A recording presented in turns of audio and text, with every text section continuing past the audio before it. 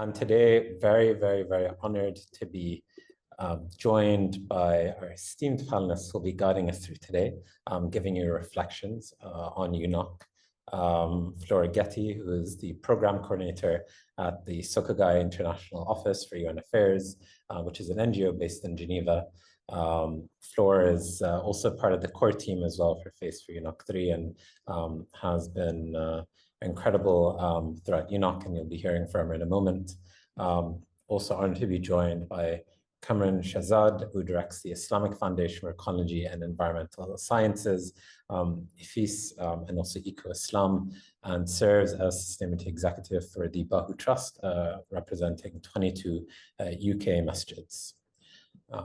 Also honored to be joined by Karamacharya Vijay Ramjatan, who serves as the Executive Director of NYC's Office for Prevention of Hate Crimes and has founded the United Madrasi Association. He's an ordained interfaith Karamacharya from the US with Trinidad and Tobago roots, who has been an extensive champion for spiritual conservative activism and eco-friendly worship. And last but not least, honored to have Ravinder Kaur Najjar, who chairs the Religions for Peace UK Women's of Faith Network and serves as vice co-chair Religions for Peace in the UK. She's based in Scotland and she represents Sikhs on the Scottish Religious Leaders Forum. And these leaders are just some of the leaders that have joined us throughout UNOC.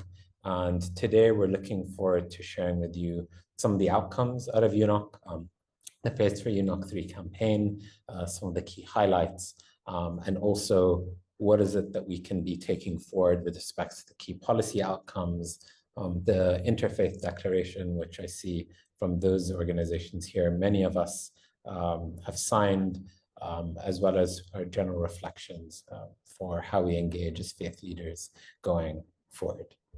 And I would love to start, before we get into more talking, with a short video that maybe will give you a sense of the atmosphere, the feeling, the energy of our time at UNOC.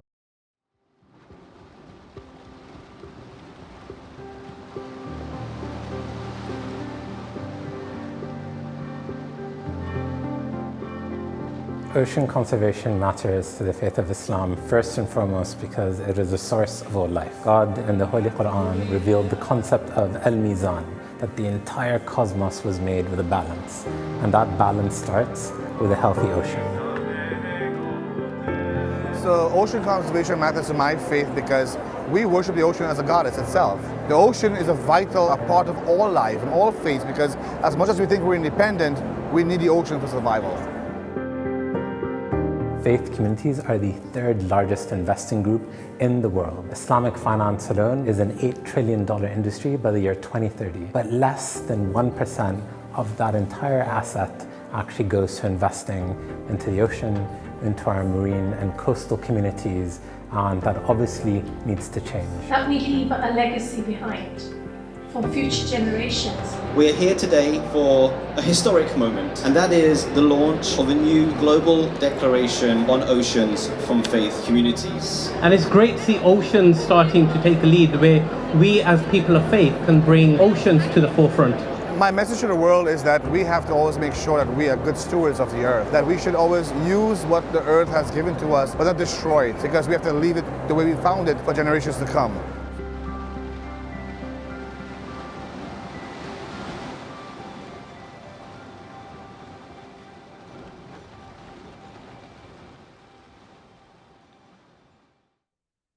Thank you. And I will start by sharing the introduction to the Face for UNOC3 Declaration. It starts by saying the ocean speaks the heart of our spiritual traditions. Water connects and flows through our diverse faiths in both symbolism and sustenance. We, representatives of diverse faith communities and spiritual traditions worldwide, are uniting to protect our shared ocean, which demonstrates the interconnectedness and interdependence of lands, peoples, and all living beings. The Multi-Faith Declaration was a landmark interfaith commitment to marine conservation and ocean protection. The declaration itself was developed in a rigorous collaborative process with representatives from diverse traditions, marine conservation experts, and policy specialists. It was the first multi-faith declaration of its kind, and also post-UNOC the largest as well of its kind.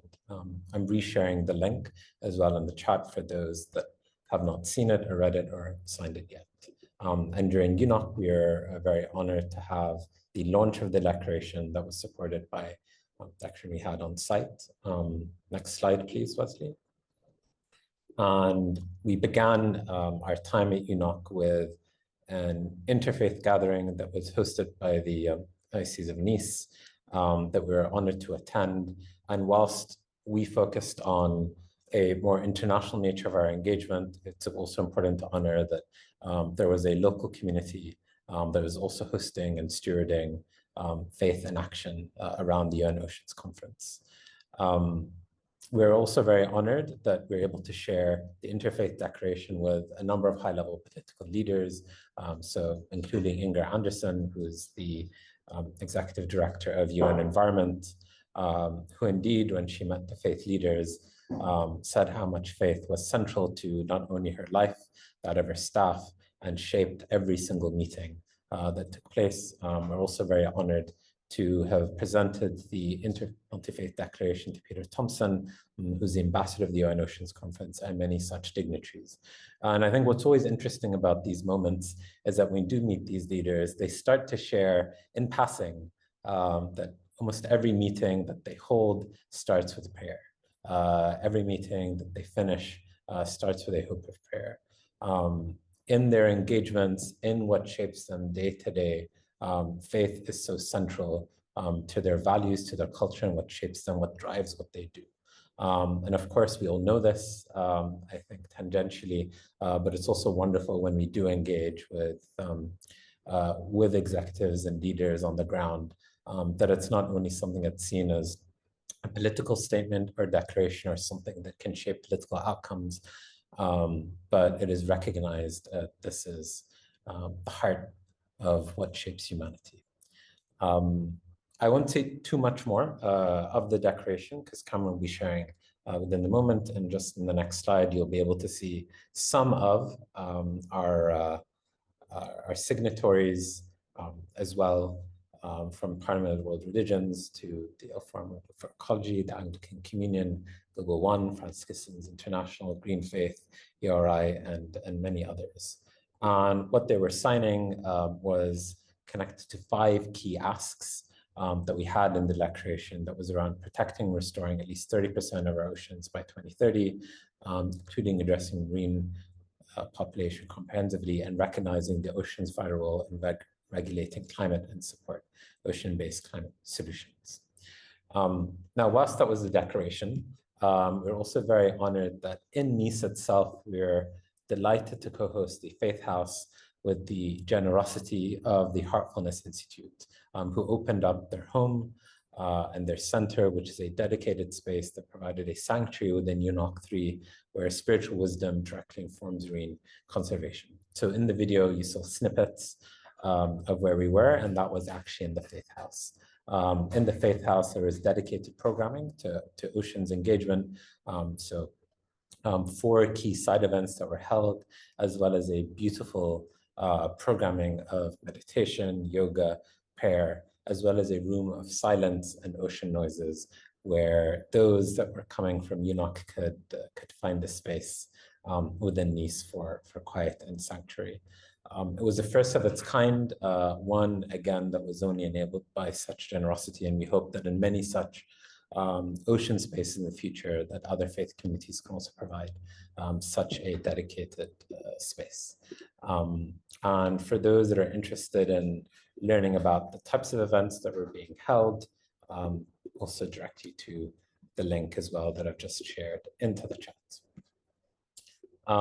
Finally, and also to end, in addition to the declaration, we are also delighted to launch a report, Sacred Oceans and Shared Responsibility, Faith-Based Approaches to Ocean Action.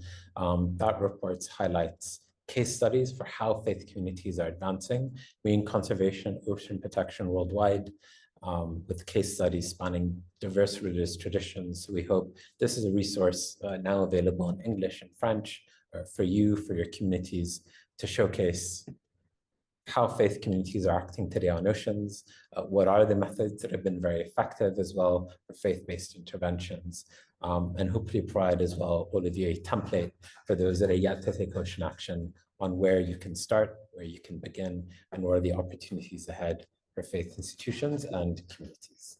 But in those case studies, of course, are incredible stories of action, and I'll stop here and hand over to those that are shaping actions on the ground and on the sea, and starting with Flora Getty. Flora, would love to pass to you to talk about what are some of the key policy outcomes that came out of UNOC, what were the key issues that faith communities engaged with on the ground. Over to you. Yes, hello everyone. Thank you so much for having me today. So I will we'll have 5 minutes of policy outcomes, and then I promise you will hear more personal and interfaith experiences. So there were a number of outcomes that deserve to be highlighted at UNOC3. So the first one is about the BBNJ agreement. So BBNJ is about conservation and sustainable use of marine biological diversity of areas beyond national jurisdiction. It's a very long title. And actually, UNOC3 was regarded as a big opportunity to make progress towards entry into force of this agreement, which actually requires 60 ratifications. And that was the case because there were 19 ratification formally submitted during the course of the week. That brings us to a total of 51 ratifications of the agreement so far. And so we are like 9 ratifications away from for the agreement to enter into force. And many delegates underscored the importance of the BBNJ agreement, and others noted that their country had the intention to ratify soon. So if we are optimistic, we could see an entry into force of the agreement soon.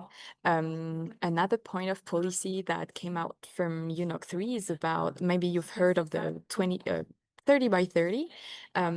It's actually about the GBF, so the coming Montreal Global Biodiversity Framework under the Convention on Biological Diversity that was concluded in December 2022. So about this framework, participants focused on the marine element of the GBF Target 3, which is, so 30 by 30 comes from conserve 30% of land, waters, and sea by 2030. And so it's referred as 30 by 30 target. So many delegates highlighted efforts at the national level towards the establishment of these new marine protected areas. And this created a sense of optimism that the target can be achieved. And it offered actually hope to fragile marine ecosystems. And there were other commitments that were related to that we heard throughout the week. For example, French Polynesia that is planning to place their entire exclusive economic zone under protection. And another call by the 100% Alliance for Sustainable Ocean Management for all coastal and ocean states to commit to sustainably manage 100% of ocean areas under national jurisdiction. So there were a few strong statements in this regard. And another outcome that we have is about plastic pollution. We've seen several delegates reaffirming their commitment to conclude ambitious and legally binding plastic treaty, pointing out that many hope that it will be finally negotiated in Geneva in August, and that will be the final session. Because actually plastic contributes significantly to the marine, to the pollution of the marine environment. And a lot of people see the adoption of this treaty alongside other developments vital for both ocean and human health. So there's still a lot of work to reach agreement and on contentious issues concerning plastics, but we can get there. And one last point about policy outcomes is, I'm sure you've heard of it, the moratorium on deep sea mining. So there were many voices at UNOC3 that emphasized the need to focus on the deep seabed as an integral part of the marine environment. And delegates pointed out the growing coalition of states calling for a moratorium on deep sea mining. Now we have 37 states that have called for a moratorium, and other states that also put their trust in the International Seabed Authority to develop regulatory framework for the commercial exploitation of deep sea minerals. So we're also slowly, not so surely, but at least slowly getting there. We need to put more pressure. We need to motivate more states to actually call for a moratorium, ratify the BBNJ, push for ambitious plastic treaty, etc., etc. But our solidarity and our mobilization are bearing their fruits. So as I said, there is still a lot of work remaining to put the ocean on a path to recovery. But yeah, so we heard bold commitments at UNOC3. It's good, it's not enough. We need institutional frameworks, political will, resources to execute them. But thanks to states, cities, local communities, civil society organization, interfaith networks, we can all make it work. So that will be it for me. I hope I covered the main outcomes in terms of policy, and now I'll let you enjoy the more interesting part with the other speakers. Thank you. Thank you very much, Flor. I can assure you, if people have showed up to a webinar on oceans and faith, it's a crowd that also appreciates policy. So thank you very much for giving us that overview. Would love to now pass it on to you, Cameron, to guide us through maybe a bit more on the impact of the declaration and some of the other highlights for you from that week. Thank you, Tariq, and thank you, Flor. That was very interesting, by the way, and it's quite important too. Also, just before I talk about the impact of the Multi-Faith Declaration, I also want to appreciate the impact of the Faith for UNOC3 team. I won't mention them by name, but everyone who's been involved in the background in making things happen, bringing faith leaders together, working on the Multi-Faith Declaration for the oceans has been commendable. And the team's done it really well. And brought many people together, not just those that were there, but also those from around the world. And the key thing that stuck out for me more than anything was just the fact that it was the oceans. Ocean, it's not always, even though it's 70% of the planet, we don't always have it at the forefront of our minds. And quite often we talk about the triple threat planetary crisis, climate change, loss of biodiversity, and pollution, that bringing like the faith to the forefront kind of highlights to all of us that even within those three areas, there's so many other diverse areas that need championing too. So I just wanted to appreciate that. In terms of the Multi-Faith Declaration, I mean, it was a very unique document, a very unique declaration compared to other ones I've seen.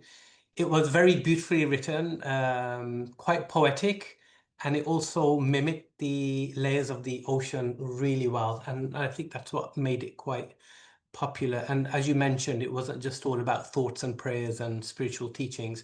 It was grounded very much in the policy asks. And I suppose that's what the policymakers and the powers that be like, is that you give them something specific that you should be working towards.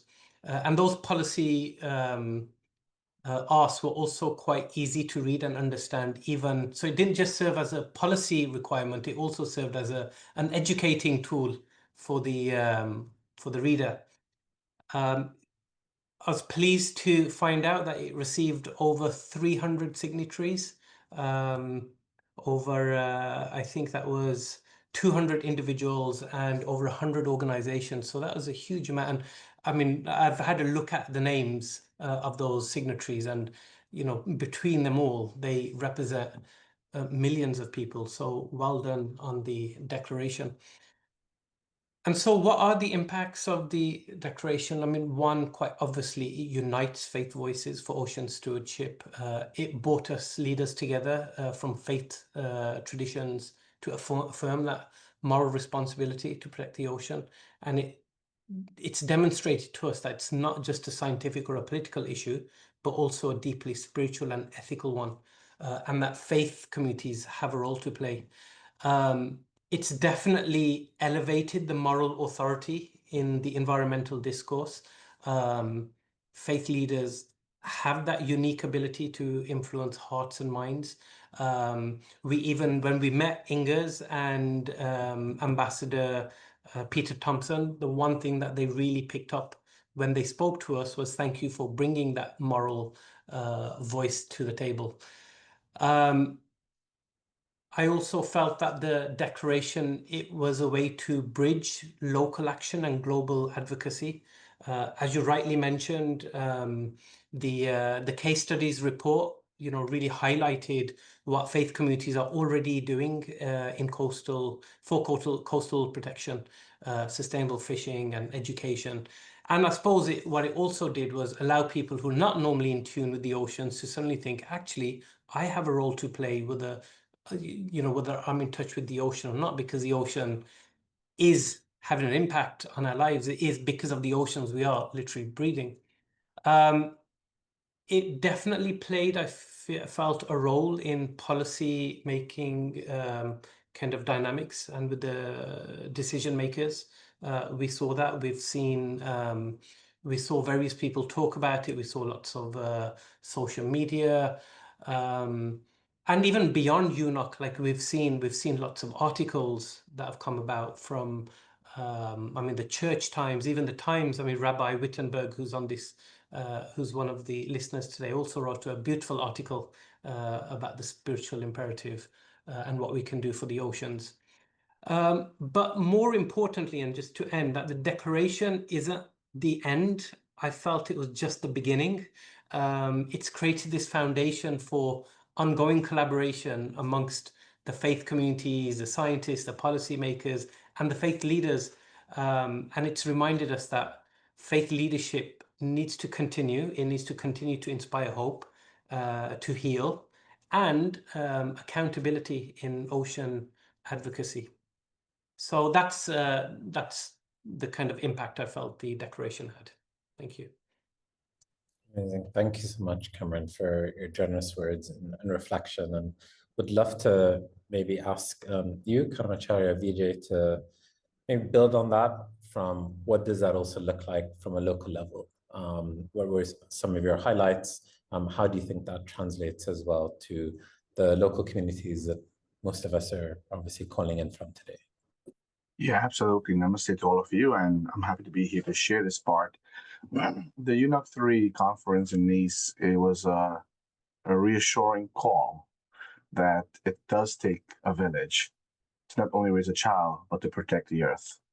It does take a village to ensure that we are doing all we can do, as Cameron said, to really make sure that we have the air we need to continue to survive, but in balance and harmony with all of life, all of creation that God has given to us. For me, the call to action means a personal responsibility that we all should take.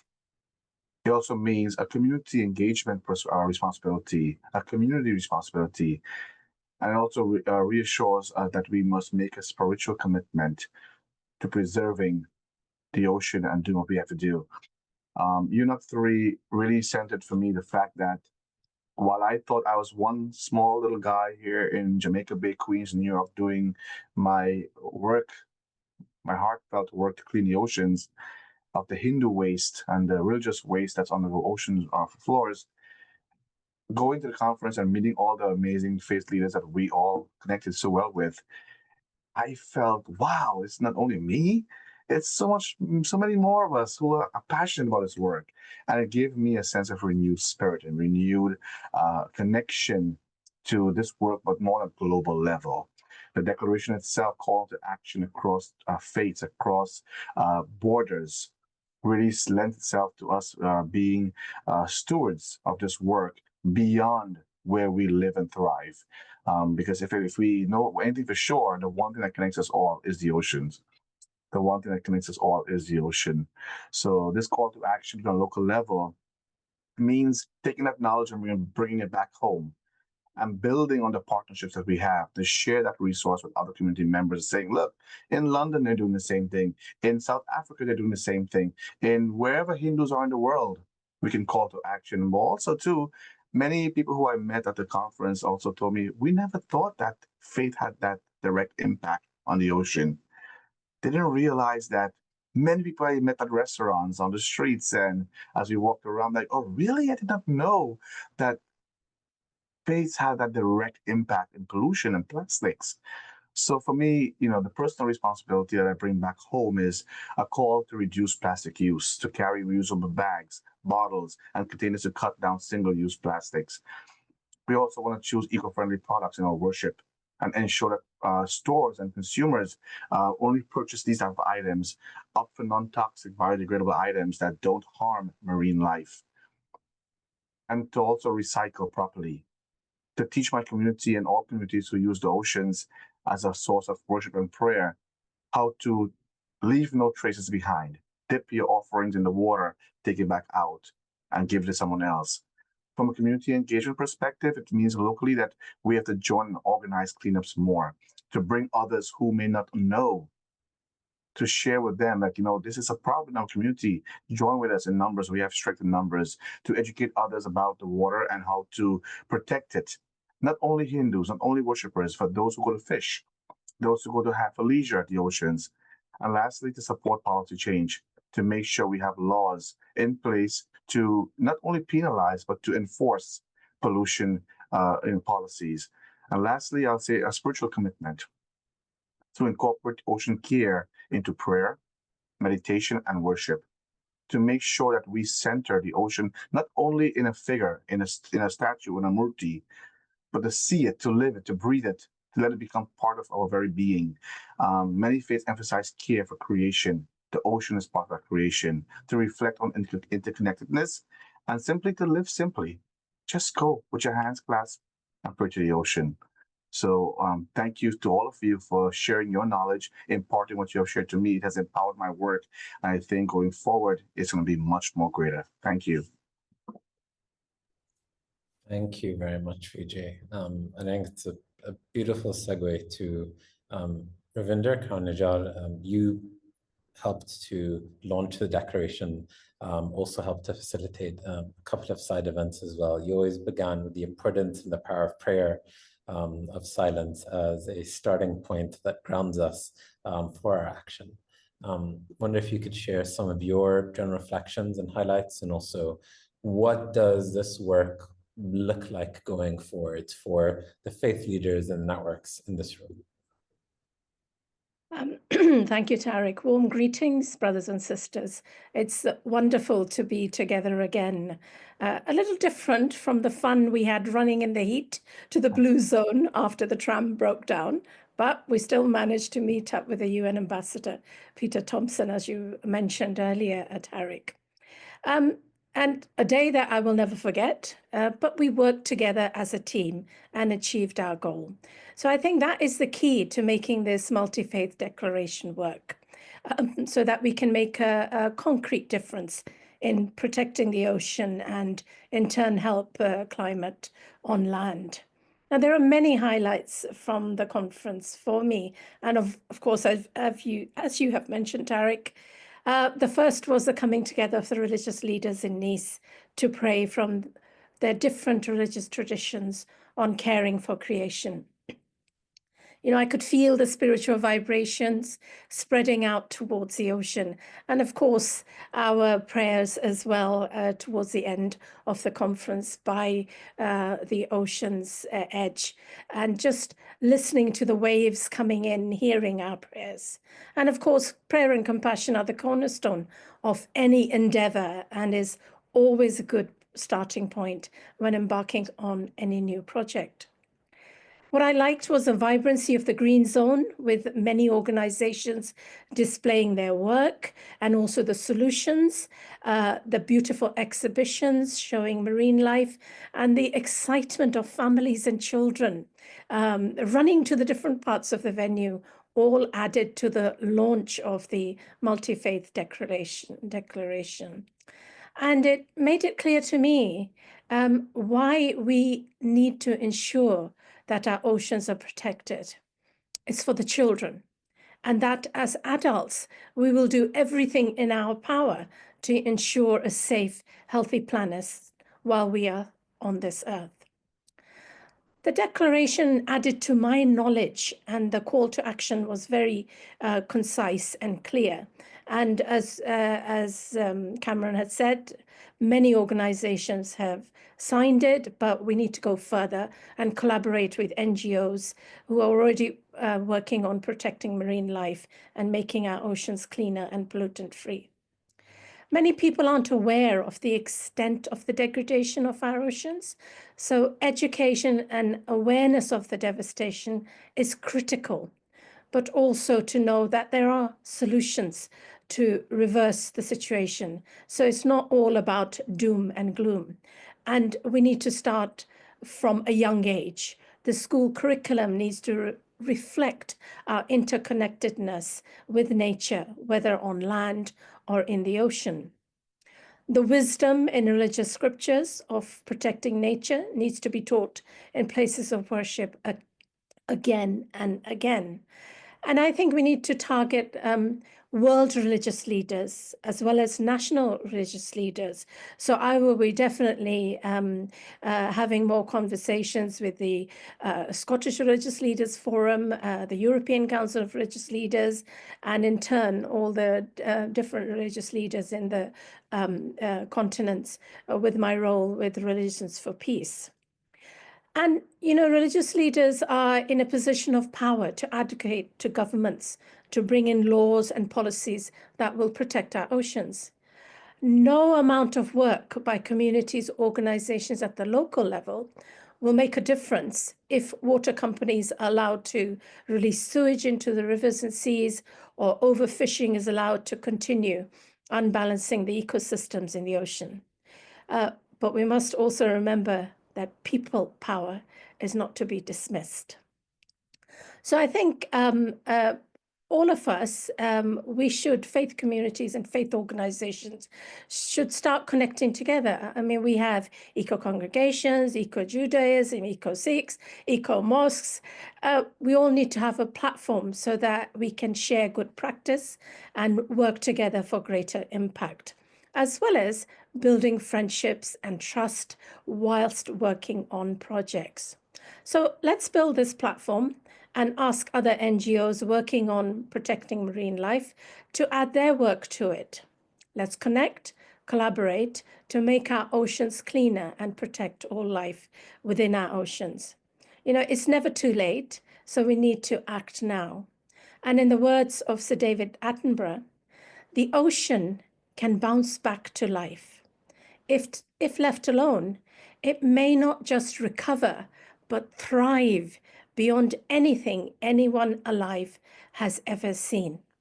In front of us is a chance to protect our climate, our food, and our home. Thank you. Thank you, Ravinder, for those beautiful, beautiful reflections. I feel it wouldn't be appropriate for me to share anything more apart from open the space and also to acknowledge that we also have many other faith leaders who are present at UNOC, also here in this room. I see Rabbi Ed Rosenthal as well on my screen, Reverend Glenn Ruffle as well from Anglican Communion, Brother Yunan as well from Franciscans International. Also important to acknowledge, I see Blair Nelson as well from Water Spirit. I think also maybe to just mention, apologies as well to highlight you, Blair, but in addition to the work that Faith UNOC3 were doing, there were other faith coalitions such as Faith in the Ocean, whether they're also Catholic-centric and other Buddhist-centric groups as well, who are launching their own multi-faith declarations, who are also speaking at side events, also bring the message of faith in action to the plenary. And I think it's important to acknowledge that this community of many different faith groups and coalitions organizing not just around the UN Oceans Conference, but also really taking ocean action to the communities is large and is expanding. And we also hope that all of you are able to join us as well in that mission that Ravinder so beautifully highlighted. So I'd love to maybe just open the space for either those faith leaders who are also at UNOC, who wish to also share their own reflections, or those that were not at UNOC, but also maybe would like to ask questions of our esteemed panelists, and any other reflections that you have for this work. You can either do that by raising your hand as well on Zoom, and I can call on you, or just please indicate so on the chat.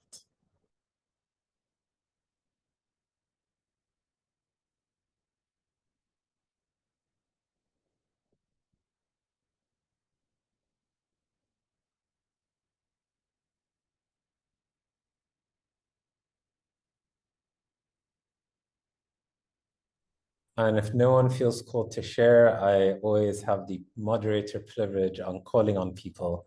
And maybe I can start with the Faith for UNOC3 team as well, that Cameron very kindly acknowledged.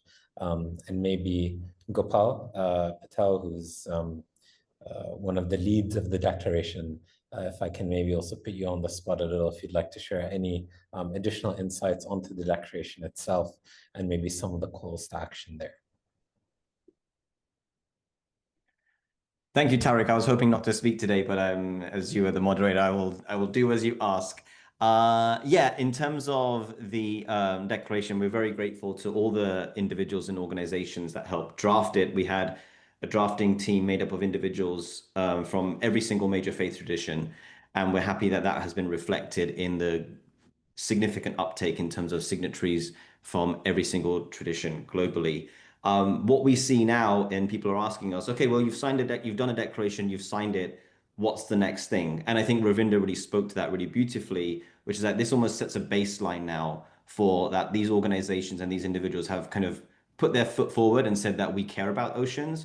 But now the next step is actually now talking about it with our congregations and our networks and our communities, and then developing those educational resources, those talking points, so we can integrate ocean care and ocean action into our existing environmental curricula that we may be putting out into our schools and gurdwaras and synagogues and so on. And so we really find this moment to be really pivotal, that this is the first time that so many global faith leaders and traditions have said, yes, oceans is a critical issue that we need to address. It may have been a blind spot previously, as Cameron had mentioned, but now we are saying and affirming that this is an issue that we need to integrate into our climate activism, biodiversity, pollution, human rights issues, and so on. And so we're really excited to be, and we're hoping to continue working with all of you to think through how we take this work forward, how we get it out to every single Hindu temple and mosque and gurdwara and church all around the world, not just in coastal cities, but in inner cities like Birmingham and Edinburgh and Glasgow, to make sure that no matter where you are, no matter where you live, that you feel a connection to the ocean and you feel a responsibility to protecting the ocean, just as we feel a concern for all the other environmental concerns we're facing. So it's been a real honor and pleasure working with all of you, and it's been, the week in Nice was really great, but now really this is just the starting point, and now we're looking forward to seeing how we take the work forward. Thank you, Tariq. Thank you, Gopal. Yeah, maybe also ask any of our other panelists whether you have additional reflections as well that you'd like to share at this point. Yes, Ravinder, please. Yes, I just wanted to mention, it's a funny story actually, just highlighting that the personal connection is very important. All of us have loads and loads of organizational connections, but on our way to our room at the hotel, in the lift, we met chief executive of the Northern Lighthouse Board. And he just started talking to us because my husband had a Glasgow T-shirt on. And would you believe it? I just told him about the declaration that we just launched. And he said, well, he works in Scotland and around Scotland and the Isle of Man, looking at ships that have sunk and the pollution that is put into the water because of the chemicals and the metal work, etc. And I'd never even thought of that. So I gave him the declaration and he said, well, we'll work together on that. So it's just personal connections and they happen in the most oddest of places. So please do not forget those connections. Thank you, Ravinder. And Vijay, you're also about to say something. Not really, but I will definitely add something here for sure. I would say that, I found the meditating space and the space that we connected at the Faith House was really grounding. Sitting there with all the other team members, and I vividly remember the mint water that they served with the oranges inside. It was really refreshing, but also to see that there was a space that this work is heavy. This work requires all of us. And it reminded us basically they could take a moment and breathe and just refocus and regenerate. So I think that was a reflection that I took back with me to come back to say, pause sometimes. Just, in this work, it could be a lot. And it's really, it takes all of us, a lot from us to do. So yeah, reflecting that, self-care is important in this work as well. Yeah. Thank you very much, Vijay. Also not to put you on the spot, and it's okay as well if I know it's early in the morning. But Rabbi Ed, you were part of the delegation and a key voice there. I wonder if you'd also like to share anything. And again, I know it's very early in the morning for you. No, thank you, Tariq. I appreciate it. This was actually my first time attending a UN conference, and as we work on the ground, it often feels very lonely, when we're trying to bring faith awareness to the ocean. And so for me personally, the other delegates who were part of the Faiths for UNOC3, I learned so much. And to see that others in faith communities around the world share the same passion and want to see it happen. And I was hesitant because I wasn't sure that faith voices would be heard at the United Nations, because they're about diplomacy and politics and science. And I was very pleased to see the response that we received, bringing another dimension to the conversation. And along the lines of what Ravinder said, I spent quite a bit of time in the plenary listening. And at first it sounded like it was the old saying that everything has been said about the subject, but not everybody has yet said it. But as I listened a bit closer, every country has different issues surrounding their water. And we have to understand that there's so many. We can talk about the Treaty for the High Seas and 30 by 30 in deep sea mining. But that, as Ravinder said, the pollution that comes from shipwrecks, the chemical pollution, the plastic pollution, the lack of water in many landlocked nations. So it is so profound. And the fact that more people on Earth have faith in all of its various forms, that we have the opportunity and the potential to achieve so much if we can bring people of faith together, because I think every faith tradition sees the sacredness and the holiness of water, not simply as a resource, but as the source of everything. And when we can see that and bring it together, I believe that the whole is greater than the sum of all its parts. Every faith tradition together can have a voice that can move the world. And I believe we can be a spearhead to bring repair to the ocean and to the water of the world. Thank you very much, Rabbi Ed. And I know Cameron, as well, you share similar sentiments, and you wanted to comment. I had my hand up earlier because I was actually going to invite Ed, Rabbi Rosenthal, to say a few words, because I think what struck me about Ed at the time was that he was a faith leader and a rabbi who was very much in tune with the ocean. And I think part of our work moving forward is to, I mean, we constantly talk about capacity building, faith leaders, people of faith, and we've got to look how can we do that further, whether it's the connection with the land, connection with the ocean, connection with wildlife, is to start working towards more faith leaders with unique selling points, with USPs. And like Ed was a really good example of a scuba diving rabbi. You know, we would love to have imams who are PADI qualified, priests who are PADI qualified, and that way, and because that helps us connect to the oceans, and then also connect to our spiritual scriptures. I mean, again, Ed mentioned a few that, you know, we all relate to as Abrahamic faiths, around how the ocean has played. So I think there is plenty of work that we need to do, and then link that with all the policy asks. So I'm quite excited about what's to come. Thank you very much, Cameron. Yeah. Sorry, Ed, do you want to add as well to that? No, I was just saying thanks, Cameron. And if anybody is a scuba diver, please send me a message, because as Cameron said, it's one thing to look out at the ocean and see how beautiful it is. It's another thing to think about how we need it to give us life.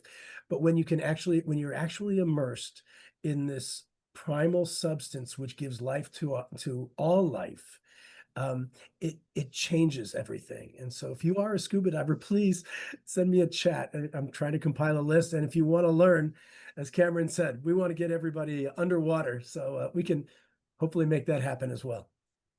So Ed, can you tell everyone the name of your group, because scuba diving? Yeah, we have the scuba diving group. Our organization is called Repair the Sea, Tikkun Hayam, but our scuba diving group is called Scooby Jew. So, but it's open to everybody. They just humor me and let me call it that. Thank you very much. I saw Manuel, you had unmuted at the moment. Can I hand it over to you?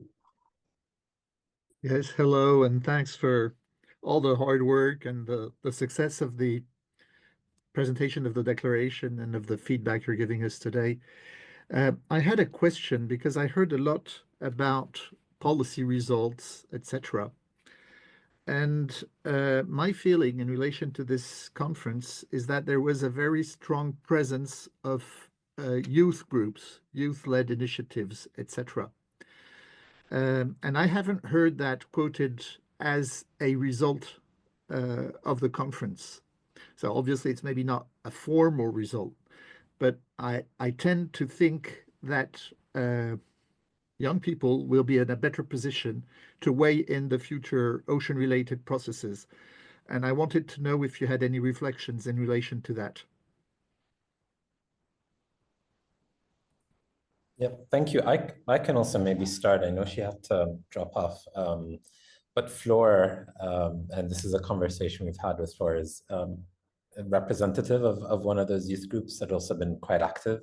I think it's also interesting to see the changing dynamics of what has happened in those movements. So one thing that I know that we noticed as well is that, you know, even when it came to the Heartfulness Institute, who so generously hosted us, it was actually those that were tied to their youth communities and youth groups that did the labor and the organizing and helped to set up that space. We know that also many of those youth groups, and in this case, unlike the climate discourse, were actually with their government negotiators that were engaging. And in many cases, it was youth-driven action, but actually not with, I think, the usual branding that you may see necessarily in maybe the climate or the biodiversity space. So I think I can also just reflect on that of seeing that as well on the ground. And I think especially when it came to faith-based action, yeah, we were beneficiaries of that, and you know, people like Flor were leading as well on our policy side, but in some cases have chosen not to present themselves as youth, but as actually constituents or experts in and of themselves. And it was something I can reflect on as is very different from the climate space, where I think there was an expressive youth intended constituency and voice, whereas here it was far more deeply integrated. And I know that there are benefits and drawbacks of both approaches. And I think sometimes why that's maybe not actually made more visible when actually it's the cornerstone of a lot of, I agree with you, the organizing, the action that actually took place on the ground. I don't know if anyone else has another reflection, but yeah, that's what I noticed. Yeah, I can add really quickly. When we were at the plenary, we heard from the Seychelles delegation. And one thing that really stood out to me was the idea of ocean literacy and ocean communities and those who live around ocean communities. And it made me think about New York City. We were all coastal. And it's a missed opportunity when the schools, the local schools and education institutions are not teaching the youths about the ocean or doing trips at the ocean. For example, the bay that a lot of my work takes place at, it's called Jamaica Bay, and it's a wildlife sanctuary. It's a breeding ground for horseshoe crabs. It's also the beds where the clams and the mussels come to breed. So it would be interesting to talk to school communities and the Department of Education to plan trips so students see themselves as part of the ocean, also protecting it as well, but also creating that education level, that ocean literacy is something that I took back there to work with the youths to engage in that direct way of connecting them to the ocean. Yeah. And thank you, Manuel, for raising that. That's great. Yeah, well, thanks. And just in relation to what you said about ocean literacy started a lot like ocean science literacy, and not necessarily much about sustainable development principles, values, etc., or personal connection, as was referred to before. And well, I believe there's a space for all religious organizations to weigh in on that aspect, so that ocean literacy is more than just ocean science or knowing about the ocean, and more about how to live with the ocean, how to cherish the ocean, etc., etc. I don't know if you have any remarks about that, but it's a thought in relation to what you just said about ocean literacy. Yeah, we call it living environment. In New York City, that's what they teach, living environment. And yeah, you're completely right. It's totally about biology and marine life and the plants and, the water cycle. But there is that level of engagement needs to happen where I think students and youths always see the water there. They don't understand. It's always there, no matter what. They don't really see the in-depth, pollution that happens, right? It's not like it's going away anywhere. They always pass in the seat. So I think you're right. There is that next level of engaging and doing presentations. I'm not sure. Can I share a really quick something, really a picture? Can you allow me to share for a second, please? I think send request. There it is. And I prepared this slide to share today, but I think that I didn't share it, but I'll share it. Am I able to share now? Yeah. Okay, Yeah, there you it should is. be able Okay. to. Yeah. So what I want to share here is, if you can look at this slide here, this is what we clean from the ocean. These are coconuts and lots of. I don't think we're able to see it. Yeah, now we are. You're not able to? Okay, sorry. Let me Now we stop. are. Oh, record. I just stopped it. Sorry, we share it again. Sorry. How about that? It's probably loading up. Yes. There it is. So, for example, to your point, Manuel, I think a lot of the coastal communities have practitioners of different faiths who interact with the ocean. And oftentimes, family go to the ocean with their children. And the kids just follow what the parents say. So, for example, a child might go to Diwali, and these diyas that you see at the back here, big Hindu festival, lots of lights. The kids are very engaged in that. All the schools teach about Diwali. They teach about the multi-faith, but they don't understand, where does the diyas go? Where does the clay pots go after Diwali? To the ocean. And, we do invite many of them to come and clean with us, to be part of the ocean cleanup that you see we do here. Many times the same images that they worship end up in the ocean where they're damaged or they don't want them anymore. So we definitely have to put that faith into action and really teach the kids about this eco worship in Jamaica Bay that you see here. This is a typical Sunday morning after prayer services that you will see along Jamaica Bay. But largely, which is what we do, we promote this idea of faith in action and devotion in motion. And it really focuses on the youth to say, you have to be part of that. And one of the first things we did recently was buy metal straws for all the youths. And the metal straws, I'm not sure that picture is not showing well. There it is. The metal straws we give as a gift to all the youths who show up to clean the beach with us, for example.